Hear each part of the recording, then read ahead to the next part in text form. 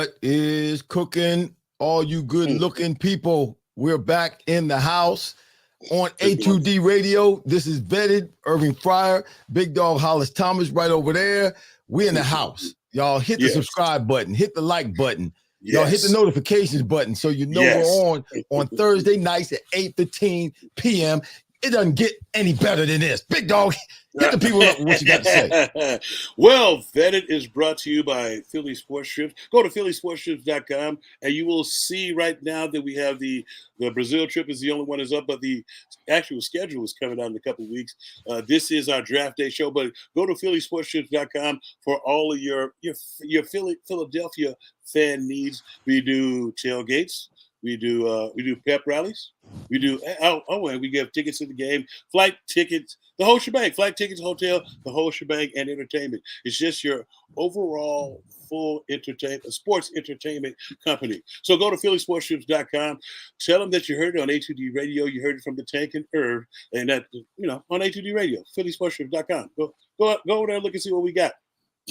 Yeah, y'all stop. Sorry, I forgot about the trip to Nashville for the Kentucky Derby. For the Kentucky Derby. That's the one I need to go on. Yes, it's the Kentucky Derby. I'm trying to pull us up on my iPad, and I can't get us up. What's going on my iPad? Say the Eagles should use their top 2 draft picks on defense. That's the question of the day. That's the agree to disagree. Agree or disagree that the Eagles should use their top 2, the first 2 picks on defensive players. Do you agree or do you disagree? I can't get my iPad. What's going on here with my iPad? I can't get my iPad to pull up the show. I'm trying to see the show so I can see the comments. And it's acting a freaking fool. Now, I know while you're trying to get that up, I'll entertain the masses and tell them about today we're going to today for your entertainment pleasure. Now, today for your entertainment pleasure, we're gonna go with our best case scenarios. You can put some comments up in the comment section. I'll read them off to you.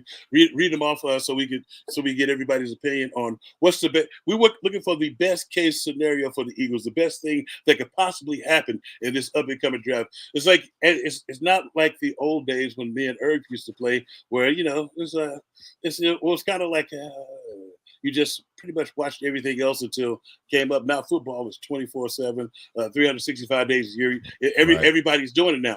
Everybody's just trying to figure it out to see, especially the fans are getting more involved and pretty much jockeying for position so they can see if they're gonna be bragging or if they're gonna be ducking their head and with a bag over their head. Now, listen, Big Dog, I got a message on my iPad saying that YouTube crashed. Oh, I did. That's what I got a message saying. I don't know if we're live. I think we're still live. I don't know. Can you pull it up like on your phone or whatnot? No. It's on my phone right now.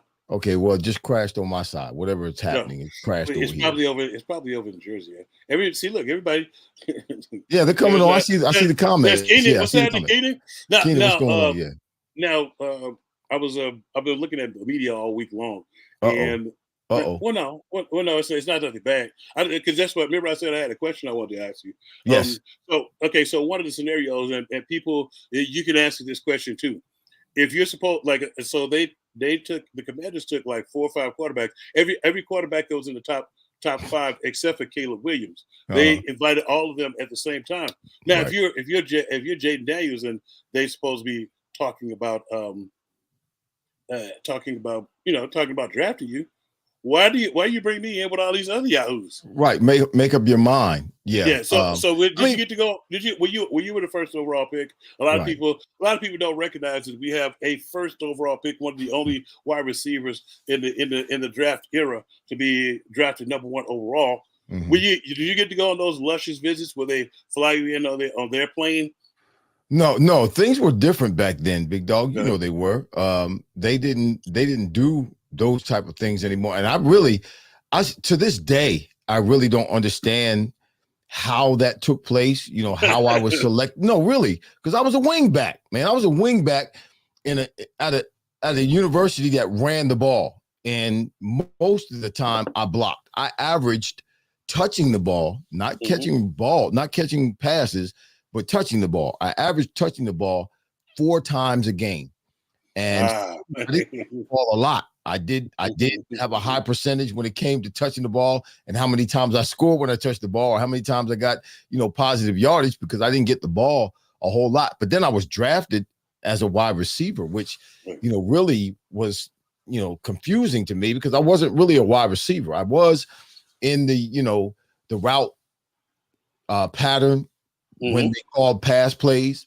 Right. I was in the route tree or route combination. He was in the route combination. So I was in the route combination when they called a pass, but I wasn't a guy that ran routes against defensive backs in one-on-one. In one-on-ones during practice for 4 years, I blocked linebackers and I blocked defensive ends. That was my one-on-ones during practice. So, it was different back then.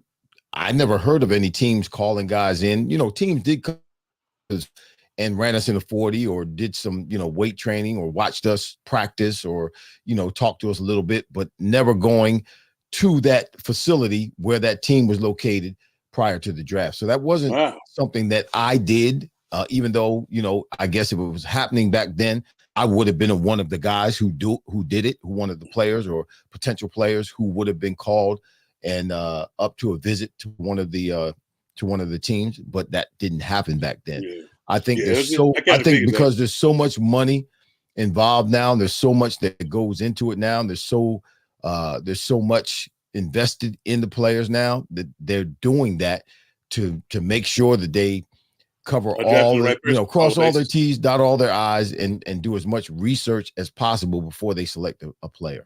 And now the funniest thing is in doing this, they were saying that they want to see, and I get this too, just because of what happened with Carson Wentz. They wanted to see how the guys react in a competition style situation. Because right now it's a competition for them to be the second overall pick. Right. And so they wanted to see would they be flustered under pressure or how they handled it. And I wish they had did this to Carson Wentz, then we would have known better. Well, they didn't want to do that with Jalen Hurts by drafting or not drafting, but bringing in on free agent Fields, because they were worried about him being concerned about the competition. I don't like you said, that doesn't make sense. Yeah, it's like but it's a little different when you're just coming in. But if they just gave me $250 million, I'm not worried about who the hell they bring in the back. Exactly. I was like, all the money I got guaranteed, and that was the thing with Carson. I was like, why are you worried about them drafting the quarterback? You get hurt often. They just gave you some guaranteed money. Carson Wentz's contract back when I remember that back when he signed that contract, that was the biggest deal in the league at the time. That was a big deal. Why would he be worried about somebody behind him? Yeah, exactly. But it was a big deal mainly because he was often injured, hadn't finished a full season, and then you turn around and you give him that, and you get rid of the guy who's backing him up, and then you bring in a 40-plus-year-old guy who, when he did get in the game, he pulled an ass cheek muscle. It's like, and then he gets mad because you draft somebody like a competent backup. Well, I'm going to say this, and they can repost this so y'all can get ready for it. I don't care. This is my opinion. Carson Wentz is a head case. He was a head case when he was here in Philly. After the Super Bowl, I think the worst case scenario happened to him with regards to someone who is weak-minded, and that is your backup comes in and wins the big one. He won Foles came in and won the Super Bowl. Now Carson Wentz comes in the next year trying to do too much, trying to outperform, he's worrying and concerned too much about what happened, listening to people, listening to the press. He became an absolute nutcase. It's not like he lost his talent. He was 20, he was in his 20s. It's not like he got old and lost his talent. He had problems between his two ears, and it was his thinking, his thinking, mindset. Yeah. And that was his biggest defeat. That was his biggest adversary, was his own self. And he couldn't get out of his own way. And that's why he's where he is now, just trying to be a journeyman. He's a journeyman trying to get back in the league. Yeah. And, if he can get out of his own way, get out of his own head, he's got the talent. He hasn't lost the talent. he's a head case, straight freaking head case. Well, well, you know what? It's kind of funny that you the head case part is like I don't think he handles competition well, and but that's a head case. But that's a head case, though. It's not because he can't compete talent wise. He has talent. He has the talent to play in the NFL as an elite quarterback. It's in his head. Mm-hmm. It's in his head. So yeah, well, and to me, that's just being weak-minded. How do you get that out of his head, though?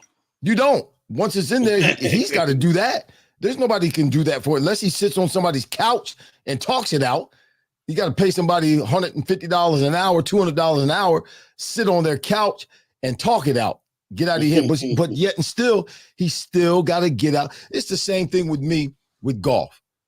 Man, I do well in my simulator. Bang, bang, bang, bang, bang.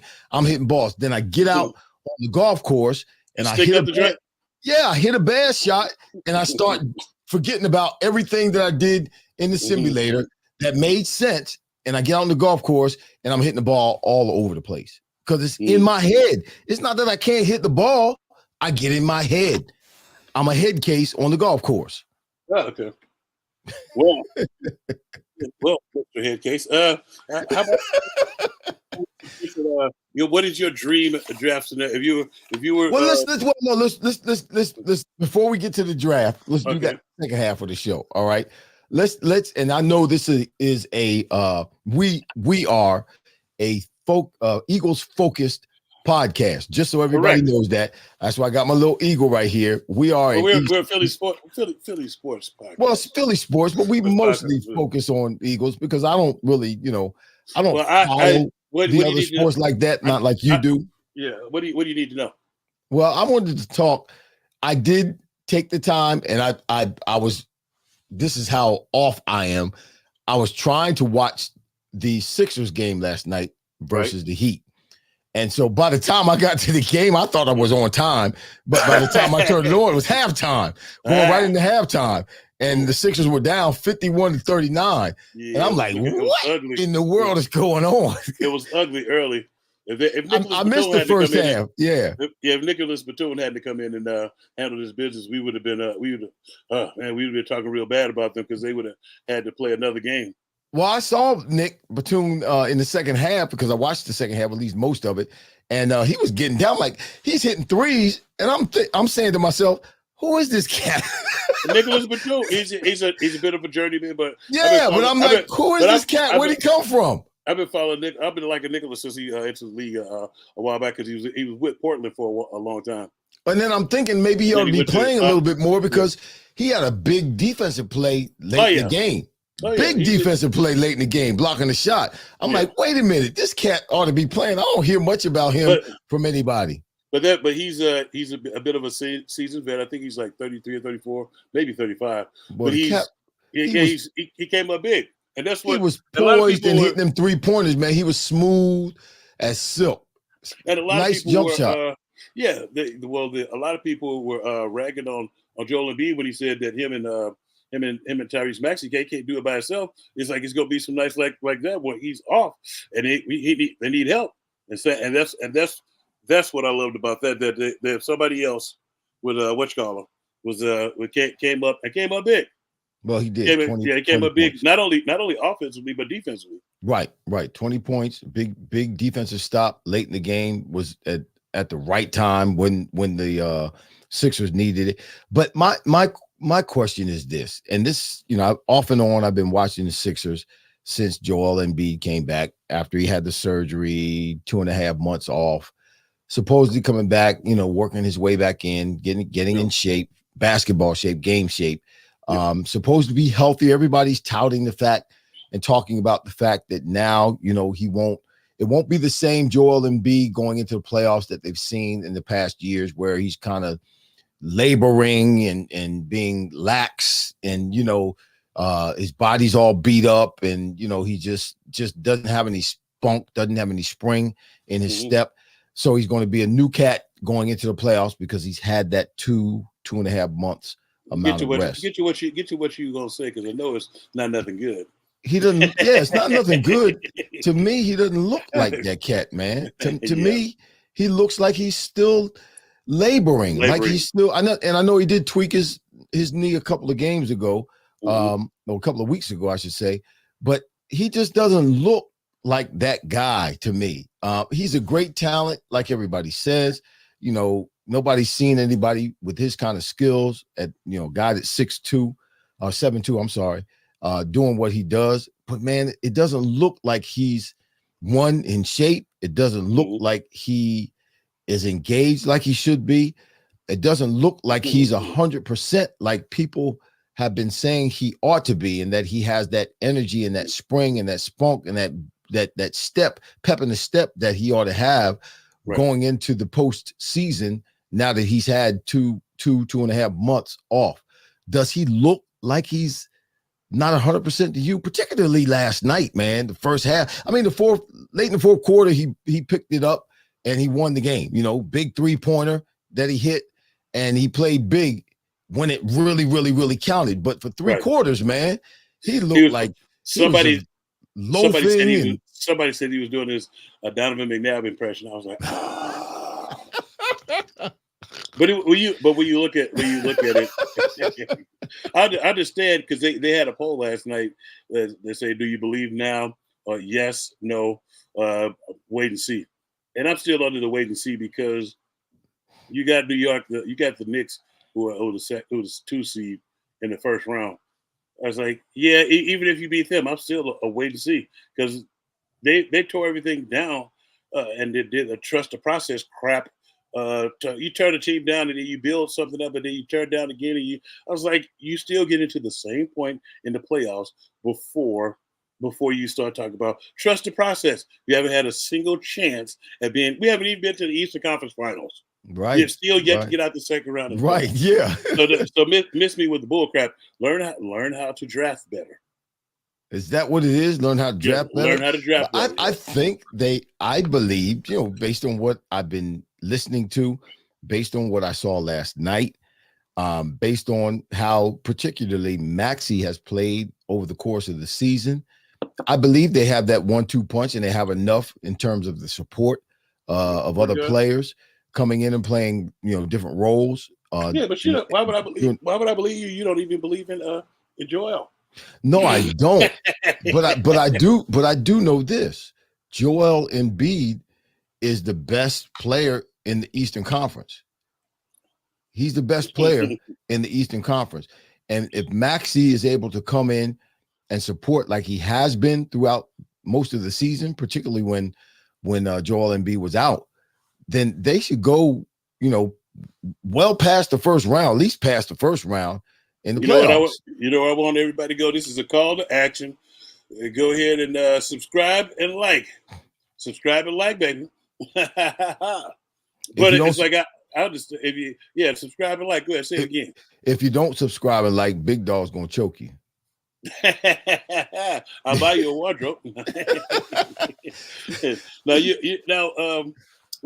knew you wanted to talk about that. The other thing that since we're talking about Philly sports, I was watching the basketball game and the baseball game.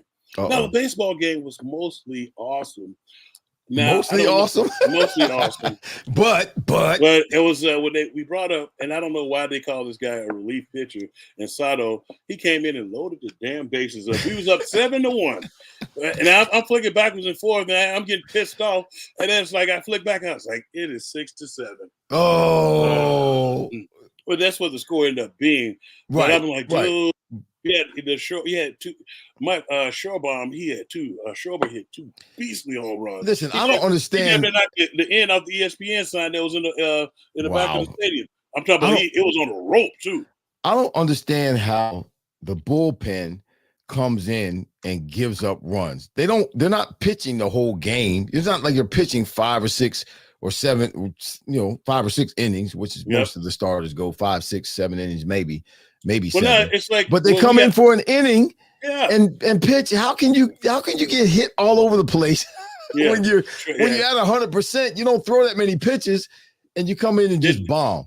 And then my boy Brian was talking about Trey Turner is heating up as well.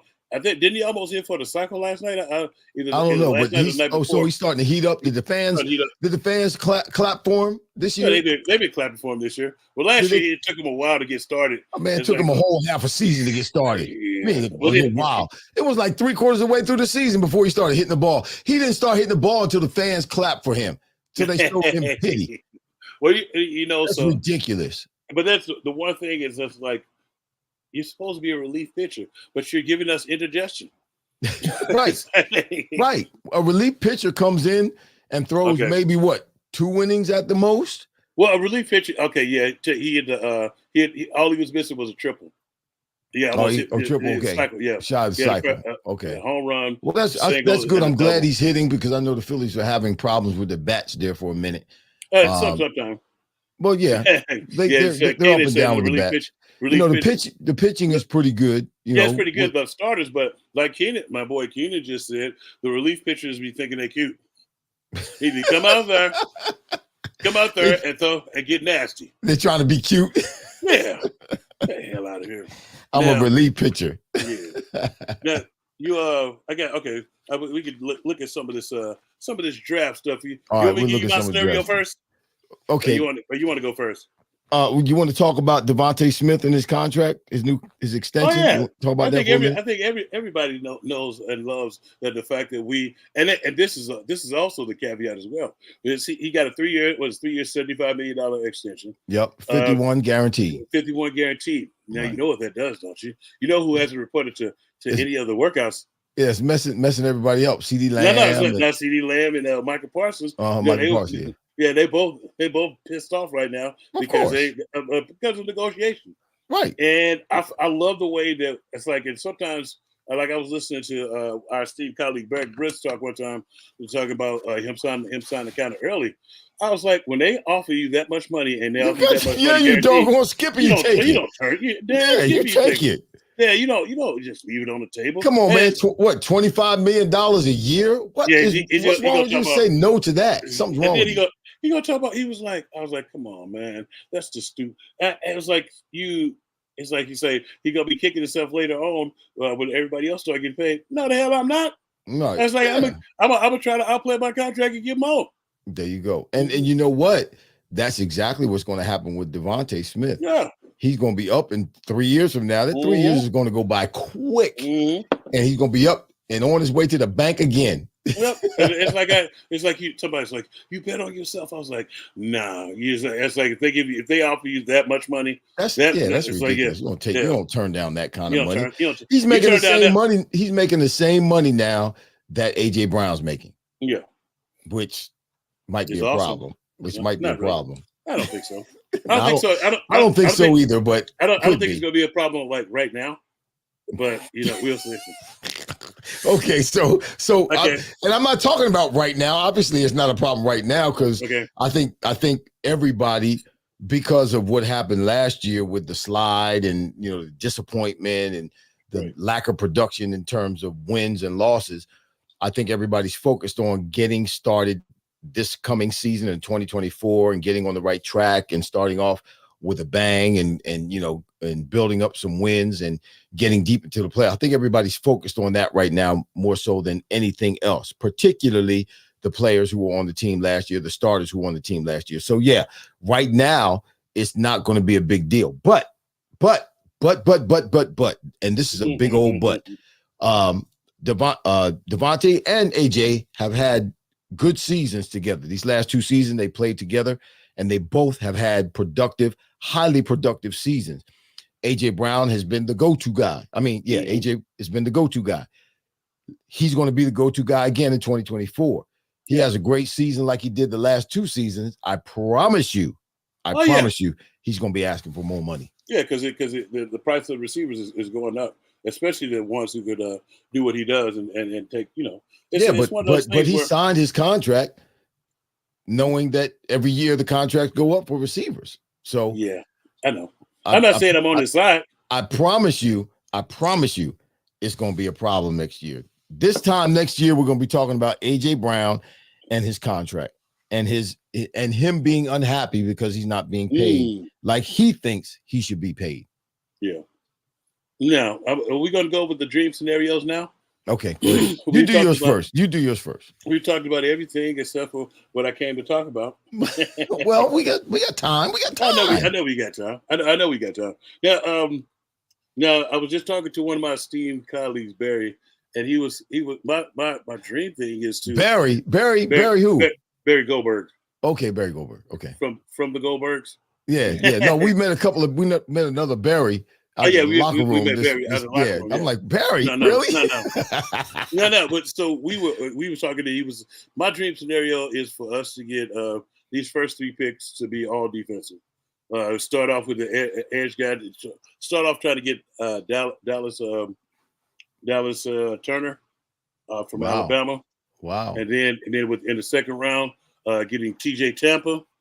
And then also in the second, because we have 2 second-round picks, and also in the second round, if we can, we get Edric Cooper, or if Edric Cooper is a linebacker, if he's not available or has already been picked, Chris Jenkins Jr. That's my dream first. Yeah, you look pretty confident with that. I like the way you shook your little, you did a little shimmy after that. I picked all beasts. I picked all beasts. I think this draft has the most juniors in it. It's got Chris Jenkins. It's got a lot of juniors. Marvin Harrison Jr., Jeremiah Trotter Jr. Yes, I know it's another one somewhere. But go ahead. Well, I kind of looked at other people's draft scenarios. I looked at people's draft scenarios, particularly for the Eagles. And I kind of came up with this scenario for the first 4 picks. So that's the first round pick, the 2 second-round picks, and the 4th round pick. The 5th round picks, Well, no, because I thought if we was doing that, I was going to say that with all the 5th round picks we got, I feel like we could jump up into the 3rd round. Right.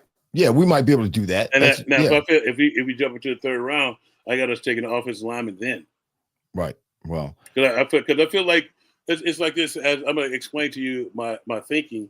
It's like, so in the first 2 rounds, we expect, like, sometimes like they're trying to put up the kid JJ McCarthy and the Drake May kid. I don't feel like they're going to start right away and help my team right away to fill the holes.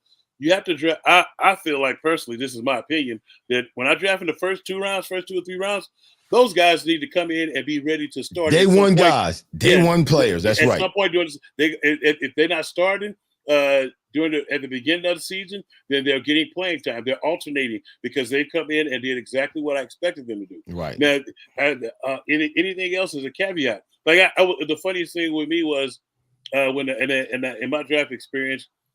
Well, actually, after making the team, I was the first game. You remember we was at RFK Stadium playing against the Redskins. Redskins. I love that game. I scored. It was easy, man. It was easy scoring those guys. It was 17-14. It wasn't easy. No, the way I scored, it was easy. Okay, they should have kept throwing the ball to me. Yeah, but what ended up happening was the first day I come over to get dressed, I just started getting dressed. Now I didn't know that was an active and inactive list. Now the second year player Greg Jefferson's like, "You up?" I was like, "They brought me, didn't they?" He's like, they're supposed to tell you if you up. I was like, they're gonna have to pull me off the field. And literally, I played like that's the way you're supposed to bring your draft picks along. I played literally that first series. The first series that defense was out there, I played. So that's when I'm drafting in the first and second round and the 3rd round, sometimes too. I'm expecting those guys to be rotating with the guys we got started. They're supposed to be that good. Now, if we didn't do our due diligence and our work, then and they're quote unquote, you remember who didn't play that game? Our 1st round pick. Who was the 1st round pick that year? Jermaine Mayberry. He didn't play Mayberry, until damn near the last game of the season. Right. Well, and I love Jay Berry's my boy, and he's the type of person that I know why they picked him at first, because he told me he was embarrassed because he wasn't being up for not being whatchamacallit. And that's the type of players that you want. He was he was doing everything he could to get on the field. He just couldn't do it. Right. So. But like you say, I agree with you 100%. When I'm investing in a 1st round draft choice, I don't care if I'm the 31st pick in the draft. I'm picking a guy in the first round. Mm-hmm. I'm picking someone. I'm selecting a player that I believe has the ability to be a day one player. A day one player. Whether like you said, whether he's a starter or whether he's playing day one, first game, he's playing. And even if it's a second round player that I'm selecting, if he's not starting, look, I got my I saw your balloons. Yeah, that's because I got my hand up. But it's like, but even if he's not a starter, he's contributing his first year. Yep. He's playing. He's in 50% of the stuff first year. Yeah. Whether it's special teams, whether it's nickel defense, whether it's passing offense, whatever it is, he's in. He's playing. Yeah, because the one thing that I do remember is I was on first goal line, I was on first short yardage, and I was the first tackle off the bench in the rotation. And then you look at Dawkins. Dawkins came in and he started week one. He was starting that first. They had the other cat in front of him. So, and Dawkins had if you draft somebody that high and the guy you got there and him are just like this, like neck and neck, you start the young guy. You start the young guy. Because you have to get that experience so that you're building, and not that we're building, but we need those guys to be able to rotate with what we already have. Well, or not only rotate but take their position. Well, we have a couple of spots, particularly, well, not on offense, but on defense. We have a couple of positions like at corner or even safety. Now, answer me this. Now, because I was going to ask you this question. Now, as unsettled as defense is, do you have a problem with the first three picks being defense? No, not at all. I think they should be. I don't think they will be, but I do believe they should be. That's why the agree to disagree. I just only put in the second, the first and the second pick will be defensive players because they should be. I won't have a problem at all if the first three picks, that first round choice and those two second rounders, if they're all defensive players, I won't have a problem with that at all. I don't think they're going to do that.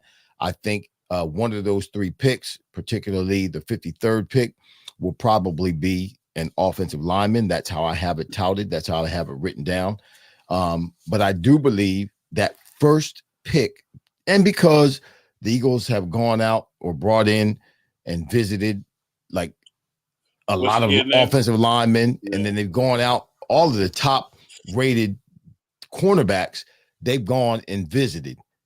And for some reason in my gut, this is in my gut, as many defensive backs and cornerbacks that we have talked about over the course of the last few weeks, this is the guy that, in my opinion, probably is the most versatile, but I don't know about him. I don't know it's Cooper DeJean. I think they're going to select Cooper DeJean. That's the cornerback out of Iowa. We talked about this. Let me finish. I'm going to let you finish. Okay. They're going to select him, one, because I don't think they should, but because he's the most versatile. Yes, he's coming off that fractured fibula, and he didn't have his pro day was late. Didn't do what he needed to do in the combine because he was playing it safe. But he did have a pro day, and he did very well. They call him he's like a freak of athlete. nature, yeah. He's a freak of nature, and he can play corner or safety. I think they're going to select him. They're going to select him. Go ahead. Go ahead. Go ahead. No, go ahead. Go ahead. No. When you said the freak of nature, all I can think about is when Adam Archuleta wowed everybody. And he totally sucked ass. He totally sucked. Oh, God. You never, all of it's, again, this, big dog, all of it's a roll of the dice. Yeah. Anytime you're making these selections with guys that are coming out of college into pros, it's a roll of the dice. Kind of, sort of, but not really. You can see a chump you can see a chump. Well, you should be able to see a chump. And I don't like with him, I never met the kid. I would rather meet him first, but it's like, but based off of what I've seen on tape, I was like, I think he's extremely good, but coming from the North, basically the Big Ten, it's like you haven't really faced the receivers that you're about to face that can put you up in the mixer.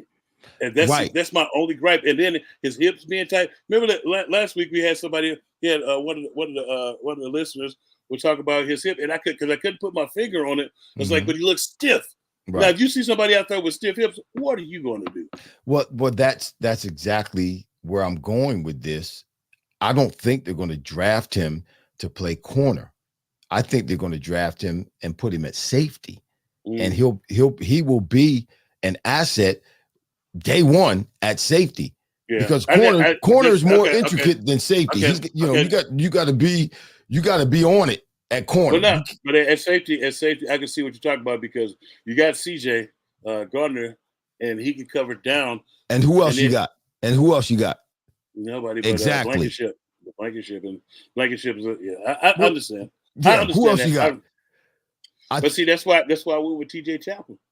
Well, I think they're going to go with DeJohn. We'll see. I think they're going to go because they visited with him.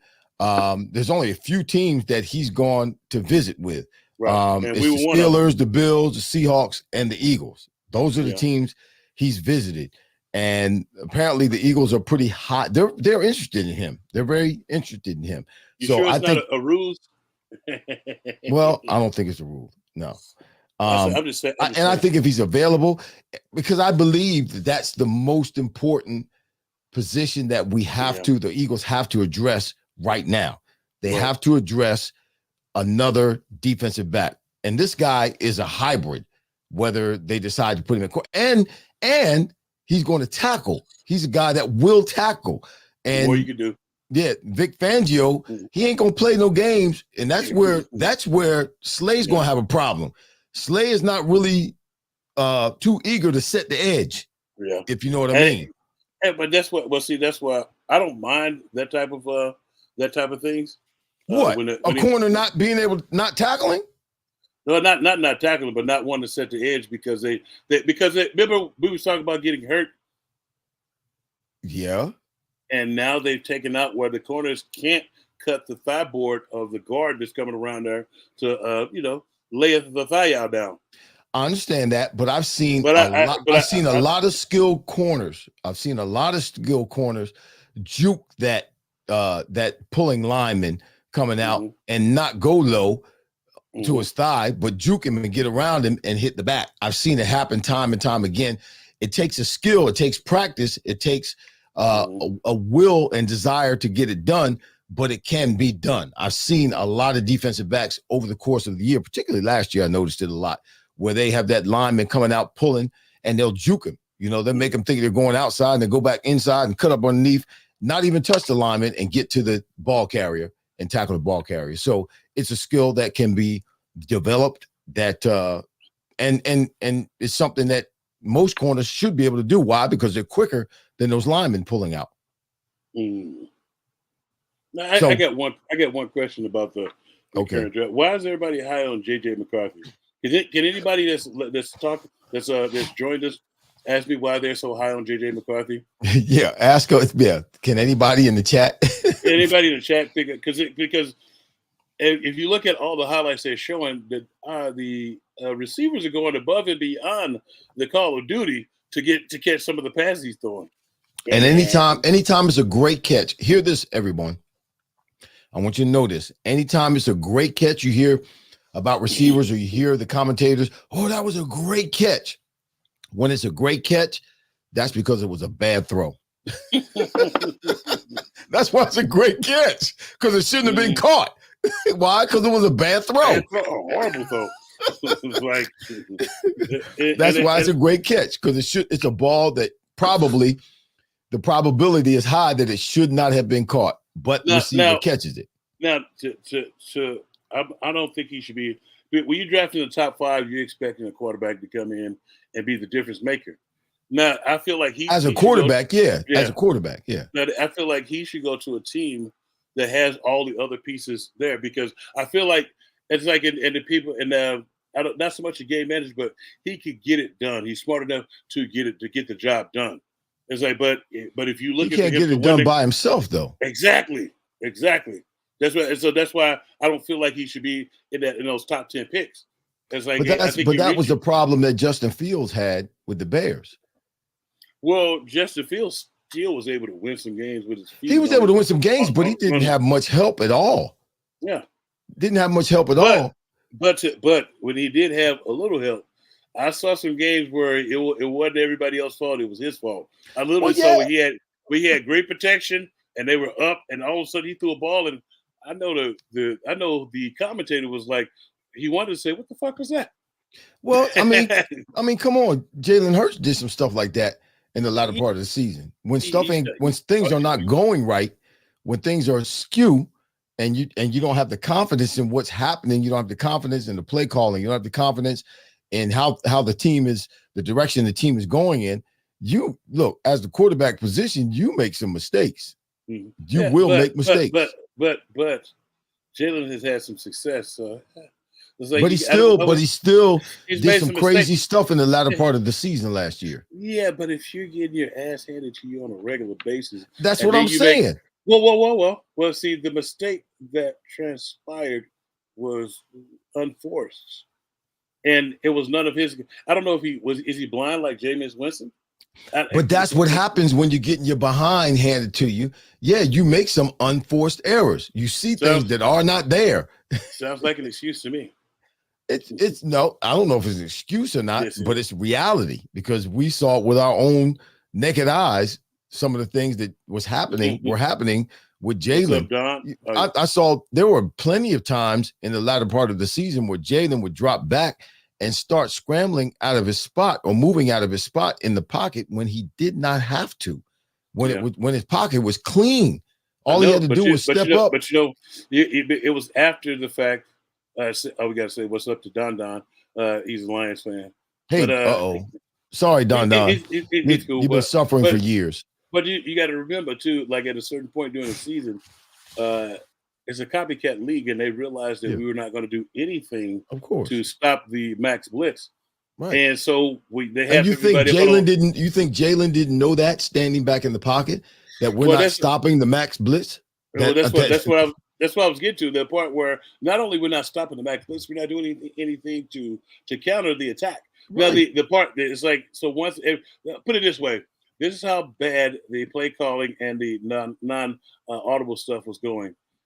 The Tampa Bay Buccaneers in that playoff game ran max blitz 12 straight times, and we didn't. 12 straight times. Yes, we didn't do nothing. We didn't have a hot route. It was and when you look at the QB, he's pump faking to make them think that he's going to throw, but when you already know and you've watched film and know that nobody's going to break their route out, nobody's going to do a option route or anything, a hot route, a hot route or a side adjust. Mm-hmm. And it's like if you looked at that defense, it's like, yeah, they know that we're not going to do nothing to change. And so in knowing that, not only does the defense know that the offense of the Eagles did not have an answer for the blitz, guess what? Jalen Hurts, the quarterback for that offense, also knew they don't have an answer for the blitz. So even when the team's not blitzing, when it starts getting hot back there, oh man, here they come again. Yeah, oh man, here they come again. All they had to do is make it look like they were coming, and he's making mistakes. He's making decisions before he ever even the ball's ever snapped. So now, let me ask you a quick question about the draft. The guy out of UCLA, Leah Latu. Mm-hmm. You think he's gonna be around time we get there? No. Okay. He's a top 15, bro. Mm-hmm. Yeah, he's in my list. I had him down last week. He's the 16th overall rated. The top person to draft is Marvin Harrison Jr. So that's the supposedly the number one guy. That's the number one. Even over all the quarterbacks, which he's a beast. I mean, you have to watch the kid. I've seen him, but again, put it this way: he's his dad with muscle and muscle flexibility and two or three inches in height. Well, let me say this, and I'm not trying to say anything negative about Marvin. I'm just going to give you. Don't do that. We can't handle that. A fact. I'm going to give you a fact. So, take Jerry Rice. and put Jerry Rice with Tom Ramsey, Jeff Carlson, Tommy Hodson, Doug Flutie, Tony Eason, and Steve Grogan at the latter part of his career, and Ty Detmer, and Coy Detmer, and Bobby Hoeing, and it's funny you mentioned that. And then take Irving Fryar. Then take Irving Fryar and put Irving Fryar with Joe Montana and Steve Young. You'd had awesomeness, but so my point is wherever Marvin Harrison goes, if he doesn't have, and most of the teams right now in the league have good quarterbacks, quality quarterbacks, at least as a starter. But if he ends up somewhere like with Gardner Minshew, he's not going to be as productive because you can't be as a receiver. You can only be so productive if your quarterback's not productive. You see what Gardner Minshew did last year for Michael Pittman Jr. I understand. Yeah, got him paid. Now the other part too is it's funny you mentioned Bobby Hoyer, because yesterday Why? I was you heard something about Bobby Hoyer yesterday? No. It was close to it. So I was doing an appearance at the Bowl-O-Rama for charity, for the Children's Hospital charity. And one guy ran up. He was like, "Hey," he's like, "You were undrafted in 1996." I was like, "Yeah." He's like, "Hold on a second." So he went over and guess what jersey he had? You already know what jersey he had. Bobby Hoyer. Yeah. I forgot to send you the pictures we took with it. Lord have mercy. I was like, if you only knew what I But you know what? When Bobby got a chance to play, which was my second year with the Eagles, in the second half of the season, John Gruden was still with the Eagles as the offensive coordinator. Bobby Hoyer was doing very well. I know. And he was. I was there. I was there too. Yeah, it was almost like a Carson Wentz expectation going into the next season. But then during the offseason, Gruden got the head coaching job out at the Raiders, and here comes Dana Bible, and things just absolutely fell apart. I believe Dana Bible ruined Bobby Hoyer's career. Yeah. The funny part is, I think it's two things that ruined Bobby Hoyer's career. They were trying to sign him to an extension, and he turned it down like a shirt collar. Well, that's because he was playing well under Gruden and thought he was going to be the man. But then Dana Bible came in and ruined him. How long did Bobby Hoyer play after that year? Did he go somewhere else and play? He went to the Raiders. He went to the Raiders. And did he play? Yeah, he played. He played about, I want to say, 2 or 3 extra years and backed up for some years. But the one funny part is, and you'll love this. You remember we used to do the training camps up there at Lehigh. First of all, they hired Dana Bible while Ray Rose was on vacation. That's one. I don't know. We know that. Yeah. And so the second part was, so you know how there was only 2 stalls to take a dump in each on each side. I think you told me this story before. Go ahead and tell it to the people. So it was one day that I was in the. Okay, I'll tell it like a TI is. One day I was in the shitter, and so in the stall next to me was Dana Bible. Lord have mercy. So I'm in there, handling my business, got my paperwork in there, reading paper stuff. So all of a sudden he just gets up, and you know how I wasn't listening for it, but when I just heard the door slam and him walk out, and I didn't hear any water whatsoever. I was like, he didn't wash his hands. He didn't wash his hands at all. Lord, and then so me being a private investigator, I was like, okay, let me see if this is a habit of his, and it was. And so what did you do as a private investigator? Would you follow him into the restroom?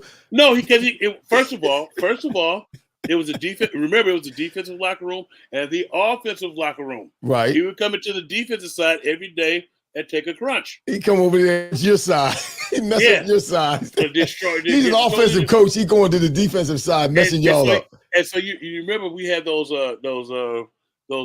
buckets in the shower area.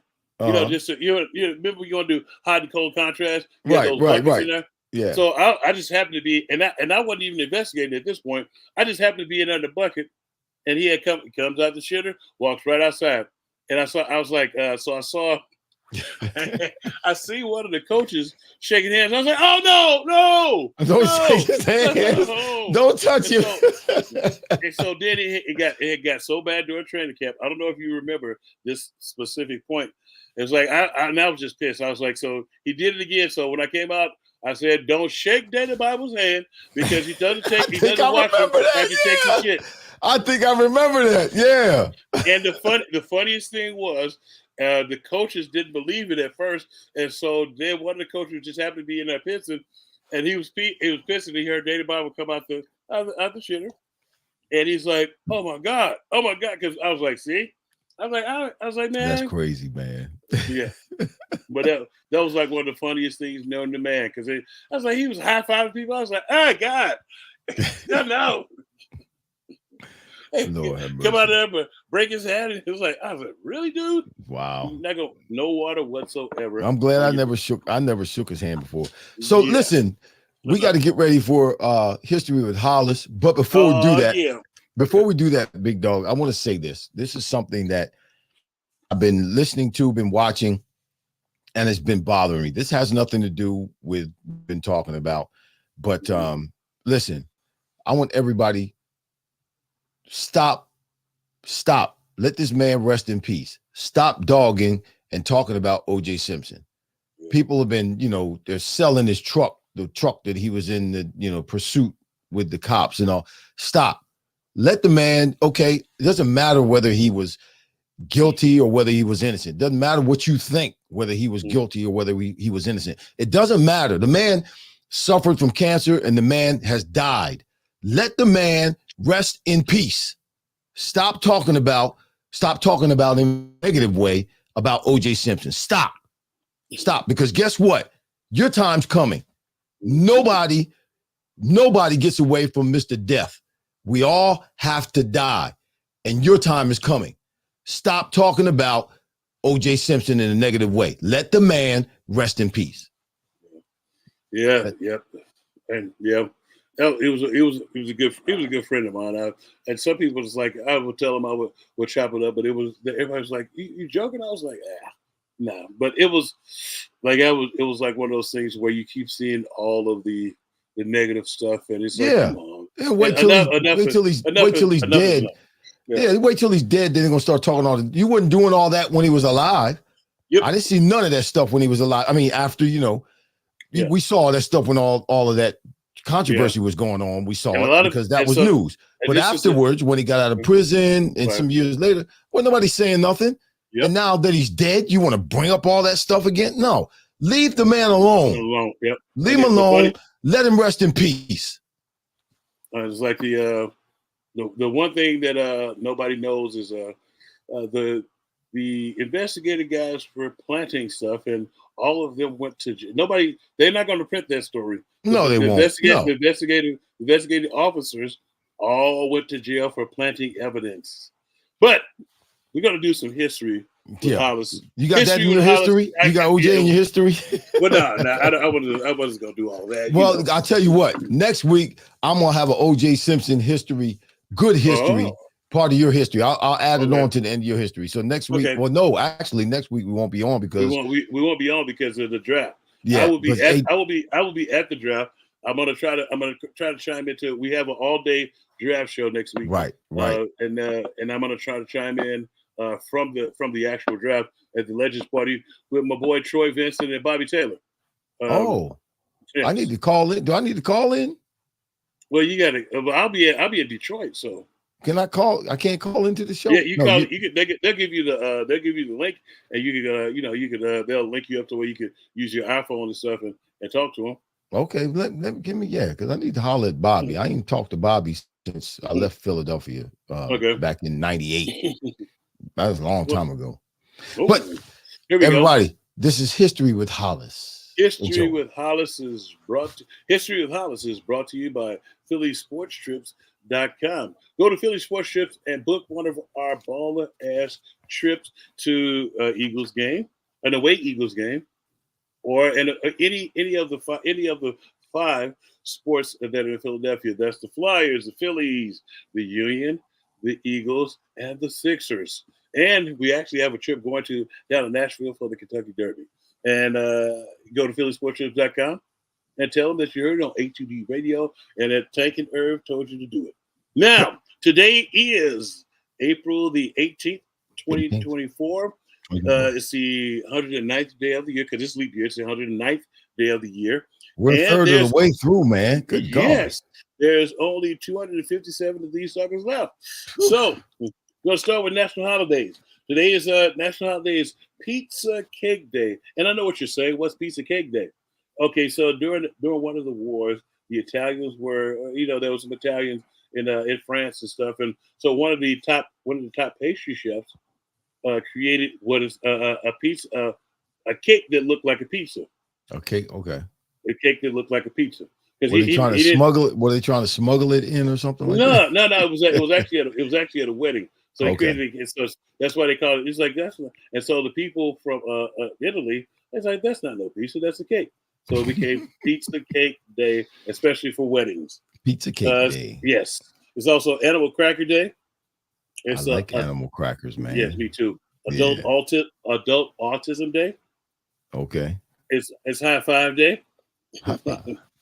And it's Lineman Appreciation Day. And I know you love this day, Lineman Appreciate Day. No, it's for the electricians. It's coming up. Oh, okay, season. All right. No, it's coming. So a lot of people, it's like a lot of people don't know that in the time of need, all the electricians they go to fix especially in hurricane season. It's hurricane season, so the electrician you'll see a lot of electricians going to different places and helping them out and helping out the cities get electricity back in their homes. Right. That's why it's basically linemen, people that's up on the lines and getting you electricity back. And that's why that's a great vocation. Some of you young people who are watching, there's nothing wrong with being an electrician. You'll always have a job. Yes. It's also transfer. This is for you, Irv. Transfer money to your daughter day. Oh, Lord. Your daughter's account day. I've already transferred to my daughters. My daughter's birthday is tomorrow, and the other one's the 22nd of this month. Yes, so you should be transferring money. Today is also National. How much I got to transfer, man? It didn't say how much. Okay, all right. It's National Pinata Day. It's a newspaper columnist day too. Appreciate newspaper columnists. We don't see newspapers anymore, and now everything's online. Yeah. It's also Velociraptor Awareness Day. I don't really, it's a dinosaur. That's a nerd holiday to me. Is that a dinosaur? Yeah, it's a dinosaur, Velociraptor. And take action for the libraries. It means you basically take action for the libraries, kind of like we did. We went to the library in Camden and helped out. Yeah. Take action for the libraries. Yeah. Now, libraries are becoming a distinct entity I think as of well. The past. Yeah. I think of the now we have some events today in 1775. Paul Revere, William Dawes, and Samuel Prescott. They were supposed to arrive from Charlestown to Lexington, and warning. They some people say the redcoats, but they were saying the regulars. So that because it was because it was distinct because the redcoat it was some redcoats already there. Right. So if you say, but a lot of people don't know that first of all, Paul Revere and Prescott and Samuel Prescott got captured. I was gonna say they were punks, yeah. Yeah, but then Samuel Prescott got punked. Yeah. Samuel Prescott got away. Now William Dodge, he went to exact some street justice and be with his woman first.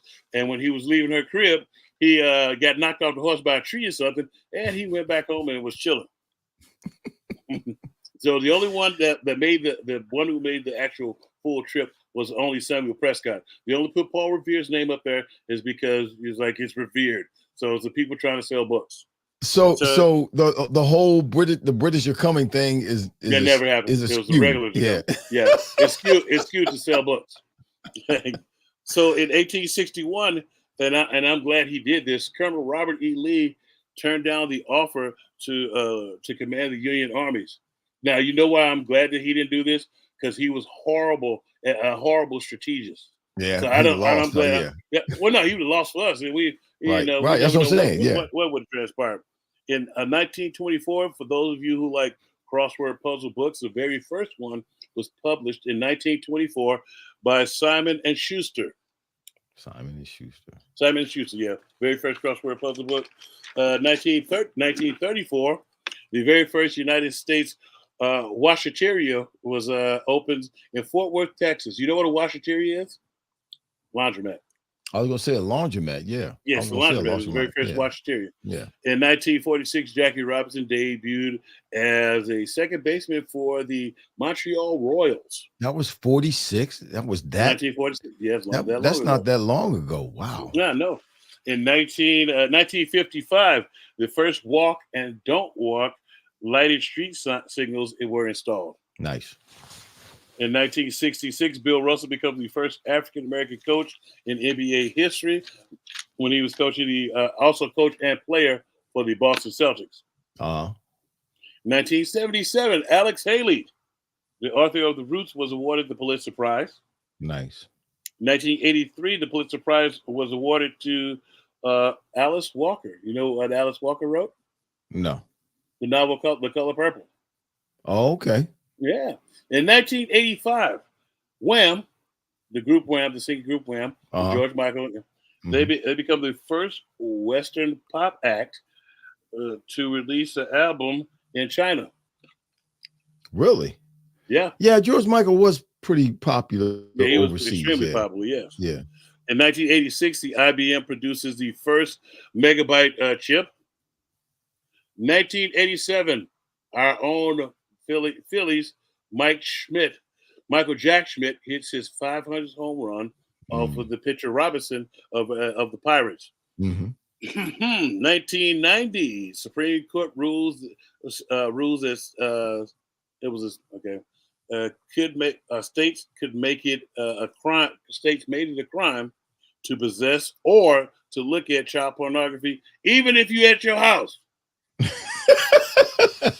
What difference does it make if you're at your house or not? I know. That's what I'm saying. That's where it all goes on at. I know. In 1994, Arsenio Hall. He announced that he was basically retirement. He announced that his last show is he was announced that his last talk show. And you know what? In May of 1994. He hasn't done anything since then. A couple of movies with Eddie Murphy, but that's it. Yeah, but he tried to come back, and he had time had passed him by. No, yeah. In 1995, Joe Montana announced his retirement from football. In 1998, NFL draft with Peyton Manning as the first pick and Ryan Leaf as the second pick. Wow, they botched that up. In 2003, the Seattle Supersonics relocate to Oklahoma City. With the NBA's approval, 28-2 in the voting. In 2018, the Black Panther movie is the very first film shown at a commercial cinema in 35 years in Saudi Arabia. Wow. As cinemas are actually starting to reopen. Now, I have some birthdays here for you real quick. In 1922, Barbara Hale. Barbara Hale was Della Streets on the Perry Mason show. Della Streets. His secretary. 1947, James Woods, the actor James Woods. 1948, Nate Archibald. 1956, John James. And my mom will be proud of John James. John James was Jeff Colby on the late night story Dynasty. Yes, 1956, Melody Thomas Scott. She's Nikki on The Young and the Restless. I know everybody knows her. 1962, Wilbur Marshall. 1963, Conan O'Brien. 1963, also Eric McCormick of of the TV show Will and Grace. 1970, my buddy Willie Rolfe. 1976, Melissa Joan Hart, Clarissa of Sabrina. And 1982, the Flyers' own Scott Hartnell. This day, History with Hollis has been brought to you by Philly Sports Trips. Go to phillysportstrips.com and book one of our trips, and let's have a baller ass time. Tell me you heard on HUD Radio from the Tank and Irv. Yeah. Listen, Ralph, you do a great job, man, of throwing up the the overlays and stuff like that need to go up when we ask for stuff in the comments and all, man. Thank you, Ralph. Ralph's behind the scenes, Ralph. y'all. Appreciate you, Ralph. Y'all need to show some appreciation for Ralph. Tell Ralph thank you in the comments. He does a great job of making sure he's on point with what's going on all the time. So that's it. We're not going to have a show next week because we're not going to be here next week. This time the draft will be in action, full effect. Yes. So A2D Radio will be doing a draft show all day long. All right. So you can tune in anytime, A2D Radio on next Thursday, to hear what's going on with the draft, to post your opinions about what's happening in the draft. It should be an exciting time. It's going to be, I mean, we're all just kind of guessing what Howie Roseman and the Eagles are going to do. But and the funniest thing about that, Irv, is, and I don't know if I'm alone in this, I'm hoping that somehow, some way, they trade that first pick for Patrick Surtain. Well, I'm just saying. You never know. I believe, and this is one of our A2 agree to disagrees in the past couple of weeks. I believe, yes, they're going to trade some picks and move up and not wait until that 22nd or give it up for Surtain, like you said. Right. Yeah, we got it. If we get if we acquire Patrick Surtain, that's a freaking game changer. It is. That would be as impactful. That would be as exciting as when 2 years ago during the draft we traded for AJ Brown. Yeah, that would be even better. That would be even more of an impact for this team than AJ Brown. And AJ Brown has been nothing but spectacular since he's been on the team. So Howie's got something up his sleeve. He's not just going to sit back and wait until the 22nd pick. I'd be surprised. I really would be surprised if he waited until the 22nd pick to choose a player in the draft. I think he's going to do something with regards to manipulating some of those picks he has, whether it's getting Surtain or moving up in the draft and getting a player that maybe we never have even anticipated him getting. But I do know it's going to be a defensive back, or it is going to be if he drafts, whether it's 22nd or what they're going balloons again, whether it's 22nd or whether it's higher than 22nd, he's going to get either a cornerback in that first round or an offensive lineman. Now, quickly before we get out of here, the question that I see that Ralph from them have set up a poll: the Eagles should use the top 2 draft picks on defensive players. Is agree 85%, disagree 15%. Oh, there you go. That's because we know we got some. We still have some holes defensively. Yeah. The one thing before we go is that I feel like you have to use those top picks on some defensive players, so you can help out the defense. So you gotta have a balance on the team. So right. Our defense last year was last in pretty much everything, and we stuck up the joint. And our offense, in spite of the fact that we still have a couple of question marks at the right guard, but they're offense is still solidified. They're only question marks though. Yeah, they're just question marks, right? Yeah. We still have some players that have played that can come in and play. So we have some holes on defense still, where there's absolutely nothing there that causes us to feel any type of comfort, or have us to have any kind of confidence in that spot or in those places in the defense. And that's the linebacker still, and that's still in the secondary. In the secondary. So listen, everybody, we'll see you in 2 weeks. All right. Yes. Please enjoy. Tune in to A2D Radio next Thursday during the draft and enjoy all the commentary that's going on and what Howie Roseman does, what the Eagles do. We'll be celebrating. We'll be watching. We'll be back in 2 weeks right here on a Thursday night, at 8:15 p.m. 8:15 right here, A2D Radio. This is Vetted. I'm Irving Fryar. That's Big Dog Hollis Thomas right there next to me. Yep. We'll see y'all in 2 weeks. See you in 2 weeks. And we'll have something to talk about in 2 weeks because we will have the draft picks by then. All right? Yes, go Birds. Go Birds. See you in 2 weeks.